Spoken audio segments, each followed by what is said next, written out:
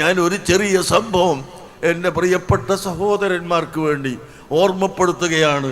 ബഹുമാനപ്പെട്ട സഫീനത്ത് റളിയല്ലാഹു അൻഹു നബി സല്ലല്ലാഹു അലൈഹി വസല്ലമ തങ്ങൾ ഒരു കത്ത് കൊടുത്തിട്ട് ആ സഫീനത്തിനെ ഒരു സ്ഥലത്തേക്ക് അയക്കുകയാണ്. നീണ്ട ചരിത്രമാണ്, ചുരുക്കി പറയുന്നു. കത്ത് കൊടുത്ത് ഒരു സ്ഥലത്തേക്ക് അയക്കുന്ന സമയത്ത് വഴിമധ്യേ അതാ വലിയ ഒരു സിംഹം ഇങ്ങനെ തലപൊക്കി നിൽക്കുന്നു. റോട്ടിൽ കൂടി അങ്ങ് നടന്നു പോകാൻ കഴിയില്ല. സിംഹത്തിൻ്റെ അടുത്ത് എത്തിയാലോ സിംഹം ചാടിക്കടിച്ചു കളയുമെന്ന പേടിയായി അങ്ങനെ ആ സിംഹത്തെ കണ്ടപ്പോൾ മടങ്ങിപ്പോവുകയാണ്. എല്ലാവരും ശ്രദ്ധിച്ച് മനസ്സിലാക്കണം, മടങ്ങിപ്പോവുകയാണ് നല്ലത് എന്ന് തൻ്റെ കൂടെയുള്ള ആളുകൾ പറഞ്ഞപ്പോൾ ബഹുമാനപ്പെട്ട സഫീനത്ത് റളിയല്ലാഹു അൻഹു പറയുന്നു, ഞാൻ അല്ലാഹുവിൻ്റെ റസൂലിൻ്റെ കത്തുമായി വന്ന ആളാണ്. അതുകൊണ്ട് യതവല്ലൻ നബിയു സല്ലല്ലാഹു അലൈഹി വസല്ലമ ഇയ്യായ, എന്നെ അല്ലാഹുവിൻ്റെ റസൂല് ഏറ്റെടുക്കും. എനിക്കൊരു പേടിയുമില്ല. ഞാൻ റസൂലുള്ളാഹിന്റെ കത്തുമായി വന്ന ആളാണ്. ഈ കത്തുമായി വന്നതുകൊണ്ട് എന്നെ അല്ലാഹുവിൻ്റെ റസൂല് ഏറ്റെടുക്കും. വഖത്തവല്ലനി റസൂലുള്ളാഹ്, അല്ലാഹുവിൻ്റെ റസൂല് എന്നെ ഏറ്റെടുത്തിരിക്കുന്നു എന്നാണ് ഞാൻ വിശ്വസിക്കുന്നത്. അതുകൊണ്ട് ഞാൻ തന്നെ മുന്നോട്ട് തന്നെ പോവുകയാണ് എന്ന് പറഞ്ഞിട്ട് നേരെ മുമ്പിൽ സിംഹത്തിന്റെ മുമ്പിൽ അങ്ങ് ചെന്ന് സിംഹത്തോട് പറയുന്നു, യാ അസദ് ഇന്നി റസൂലുള്ളാഹി, ഞാൻ അല്ലാഹുവിൻ്റെ റസൂലിൻ്റെ ഒരു ദൂതനാണ്, ഒരു കത്തുമായി വന്ന ആളാണ്. എനിക്ക് ഇന്ന സ്ഥലത്തേക്ക് പോകണം, മുആദ് റളിയല്ലാഹു അൻഹുവിലേക്ക് കൊടുക്കണം ഈ കത്ത് കൊണ്ടുപോയിട്ട്, അതിന് നീ വഴിമാറി തരണമെന്ന് അസദിനോട് പറഞ്ഞപ്പോൾ അതാ മെല്ലെ അസദ് അവിടുന്ന് അങ്ങോട്ടൊന്ന് മാറിയിട്ട് ഹം ഹം ഹം എന്ന് പറഞ്ഞു, അതിൻ്റെ ശബ്ദത്തിൽ പറഞ്ഞു. അങ്ങനെ പോയി കത്ത് മുആദ് റളിയല്ലാഹു അൻഹുവിൻ്റെ കയ്യിൽ കൊടുത്തു. തിരിച്ചു വന്നപ്പോൾ ഈ സാധനം രണ്ടാമതും വഴിയിലിരിക്കുന്നു. പേടിയായി. ഉടനെ തന്നെ ചെന്നിട്ട് പറഞ്ഞു, ഞാൻ നേരത്തെ ഇതിലെ പോയ ആളാണ്, സഫീനയാണ് ഞാൻ തീർച്ചയായും അല്ലാഹുവിൻ്റെ റസൂലിൻ്റെ മേൽനോട്ടത്തിലുള്ള ആളാണ്, അതുകൊണ്ട് എനിക്ക് വഴി തരണം എന്ന് പറഞ്ഞപ്പോൾ അതാ സിംഹം മാറിക്കൊടുക്കുന്നു. അങ്ങനെ വന്ന് അഷ്റഫുൽ ഖൽഖ് സല്ലല്ലാഹു അലൈഹി വസല്ലമ തങ്ങളോട് കിസ്സ പറഞ്ഞപ്പോൾ സഅല റസൂലുള്ളാഹി സല്ലല്ലാഹു അലൈഹി വസല്ലമ ഹൽ തഅരിഫു മാ ഖാല ഹം ഹം ഹം, ആ അസദ് പറഞ്ഞത് എന്താണെന്ന് നിനക്കറിയാമോ? യാ റസൂലല്ലാഹ്, അല്ലാഹു അഅലം വറസൂലുഹു, അല്ലാഹുവിൻ്റെ റസൂലും അല്ലാഹുവും അറിയും, എനിക്കതറിയില്ല. ഫഖാല സല്ലല്ലാഹു അലൈഹി വസല്ലം ഇന്നഹു സഅല കൈഫ മുഹമ്മദുൻ സല്ലല്ലാഹു അലൈഹി വസല്ലം വഅബൂ ബക്കറിൻ വഉമർ വഉസ്മാൻ വഅലിയുൻ. റസൂലുള്ളാഹി സല്ലല്ലാഹു അലൈഹി വസല്ലം തങ്ങളും 4 ഖുലഫാഉർ റാഷിദുകളായ സഹാബികളും എങ്ങനെയുണ്ട്, അവരുടെ സ്ഥിതി എന്താണ് എന്നാണ് ആ സിംഹം പറഞ്ഞിട്ട് ചോദിച്ചിട്ടുള്ളത്. രണ്ടാമത് മടങ്ങി വരുമ്പോൾ ആ കൂട്ടത്തിൽ വീണ്ടും പറഞ്ഞതിൻ്റെ അർത്ഥം മാദാ ഹാലു അന്നബിയ്യി സ്വല്ലല്ലാഹു അലൈഹി വസല്ലമ വഅബീ ബക്കറിൻ വഉമർ വഉസ്മാൻ വഅലിയിൻ വസുഹൈബിൻ വബിലാൽ. ഇവരുടെ സ്തുതി എന്താണ്, സന്തോഷമല്ലേ എന്നാണ് ഈ സിംഹം ചോദിച്ചത്.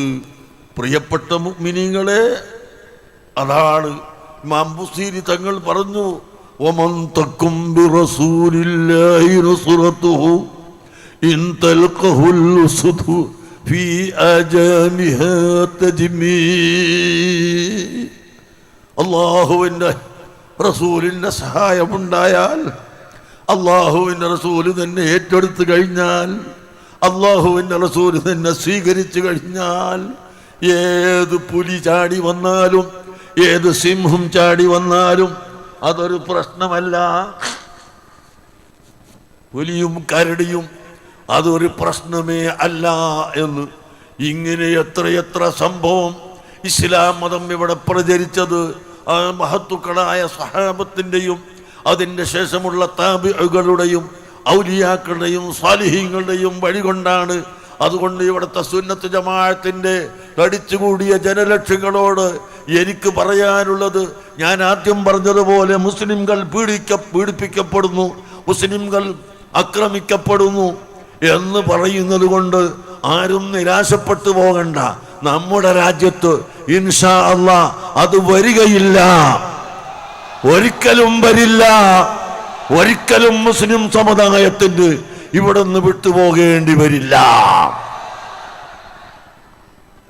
ഇവിടുത്തെ മുസ്ലിംകൾ അത്രയും ഭദ്രതയുള്ളവരാണ്, അച്ചടക്കമുള്ളവരാണ്, സമാധാനമുള്ളവരാണ്, നിഷ്പക്ഷതയുള്ളവരാണ്.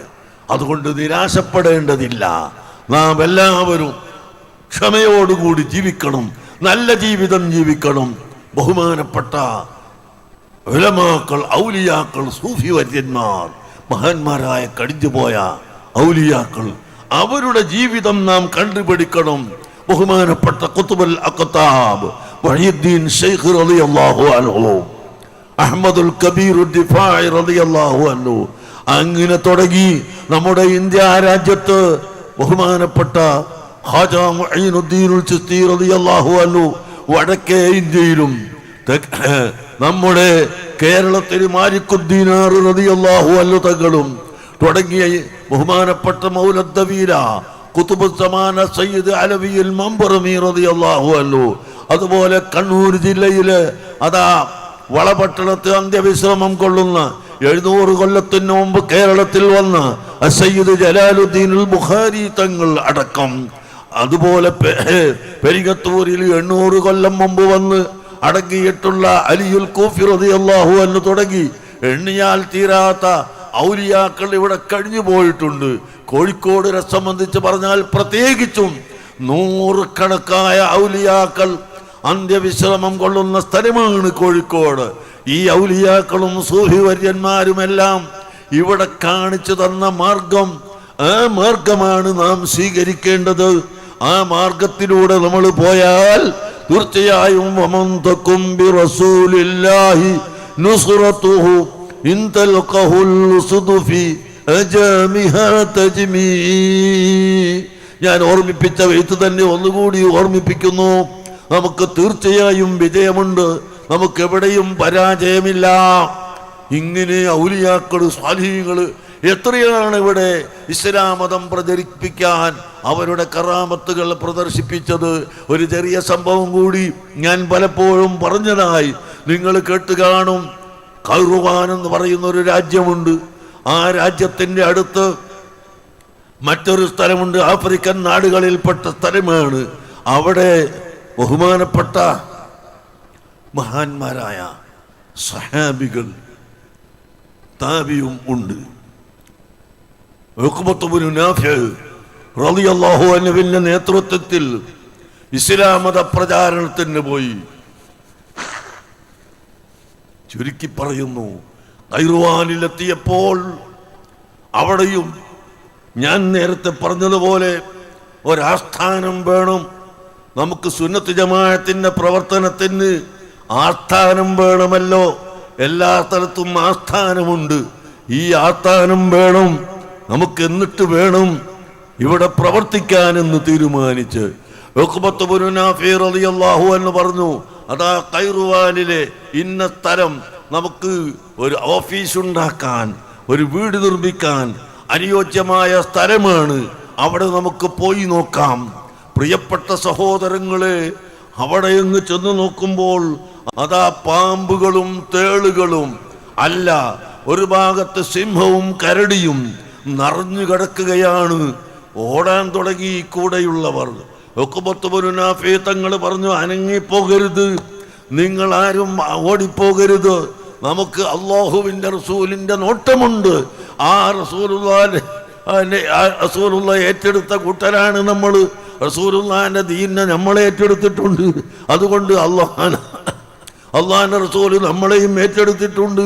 നിങ്ങൾ ഭയപ്പെടണ്ട എന്ന് പറഞ്ഞുകൊണ്ട് ഉഖബത്ത് ഇബ്നു നാഫിഉ റളിയല്ലാഹു അൻഹു അങ്ങോട്ട് അടുത്ത് ചെന്ന് അയ്യുഹൽ അസ്ബാഉ വൽ അസ്ബാൽ ഉഖ്റുജൂ നഹ്നു അസ്ഹാബു റസൂലില്ലാഹി സല്ലല്ലാഹു അലൈഹി വസല്ലം, ഞങ്ങൾ അല്ലാഹുവിന്റെ റസൂലിന്റെ അസ്ഹാബുകളാണ്, അതുകൊണ്ട് പോയിക്കോളും ഇവിടുന്ന്, അല്ലെങ്കിൽ ഫലഖ്തുലുക്കും, ഞങ്ങൾ കൊന്നുകളയുമെന്ന് പാമ്പിനോടും സിംഹത്തോടും പറഞ്ഞപ്പോൾ സുബ്ഹാന ജല്ല ജലാലു, സിംഹങ്ങളതാ ചെറിയ കുട്ടികളെയും എടുത്ത് പുറത്തിട്ടിട്ട് ഓടുന്നു. പാമ്പുകളും ചെറിയ ചെറിയ പാമ്പിനെ പുറത്തിട്ട് ഓടി സ്ഥലം വിട്ടുപോയി.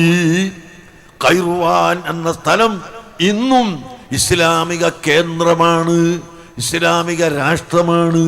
പ്രിയപ്പെട്ട മുഅ്മിനീങ്ങളെ, എങ്ങനെ അവിടെ ഇസ്ലാം മതം വന്നു? വാളുകൊണ്ടും പരിച കൊണ്ടും അല്ലല്ലോ ഇസ്ലാം മതം വന്നത്. അവിടെ അക്രമം കൊണ്ടല്ല, അവിടെ പ്രകോപനം കൊണ്ടല്ല, പ്രലോഭനം കൊണ്ടല്ല, മറിച്ച് സഹാബത്തിൻ്റെ ഔലിയാക്കളുടെ കറാമത്തിൻ്റെ പേരിലല്ലേ ഇസ്ലാം മതം വന്നത്. അങ്ങനെ ഈ കേരളത്തിലും ഇന്ത്യ രാജ്യത്ത് മുഴുവനും ലോകത്ത് മുഴുവനും നാം പരിശോധിച്ച് നോക്കിയാൽ അള്ളാഹുവിൻ്റെ ഔലിയാക്കളുടെയും അള്ളാഹുവിൻ്റെ ആരിഫീങ്ങളുടെയും മാതൃക സ്വീകരിക്കുകയും അവരെ ബഹുമാനിക്കുകയും ആദരിക്കുകയും ചെയ്ത അഹ്ലുസുന്നത്തി വൽ ജമാഅത്തിന്റെ അഖീദ അനുസരിച്ച് മഹാന്മാരായ ആളുകൾ, അവരെ കൊണ്ടാണ് ഇസ്ലാം ഇവിടെ വന്നത്.